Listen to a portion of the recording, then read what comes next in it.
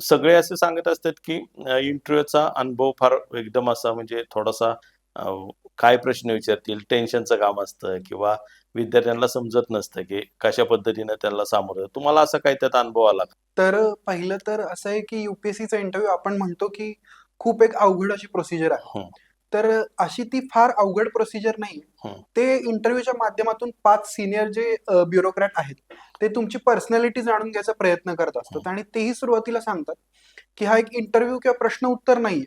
तर हे एक कन्व्हर्सेशन आहे. जसा हा पॉडकास्ट आहे, हां, तसं एक कन्व्हर्सेशन आहे आणि त्याच्यात तुम्ही येत नसेल तर नाही म्हणा, असंही खूप आधीच सांगितलेलं असतं. बरं. तर इंटरव्ह्यूमध्ये बऱ्याचदा आपण असं बघतो, की खूप एक कॉन्ट्रोव्हर्शियल लेव्हलचे प्रश्न विचारले जातात हं, आणि त्याच्यामध्ये आपण बऱ्याचदा गडबडतो. तर त्याचं एक सोपं उत्तर द्यायचा तरीका म्हणजे तुम्ही दोन्ही साइड्स अॅनलाइज करा, बरं, बरं. की तुमचा कशावरही जर प्रश्न विचारला, की ह्याच्यावर तुमचं मत काय?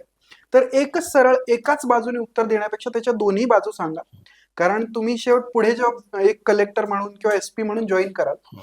तेव्हा नाण्याच्या दोन्ही बाजू तुम्ही बघता आलं पाहिजे. हेच त्यांना पाहायचं असतं. पाहिजे असतं.